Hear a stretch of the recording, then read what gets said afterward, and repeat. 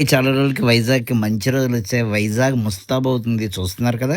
14, 15 CII international summit మన Andhra university గ్రౌండ్‌లో జరగబోతుంది. ఆల్రెడీ టీసీఎస్ వచ్చింది. నెక్స్ట్ మన గూగుల్ కాంజెంట్ కూడా రాబోతుంది.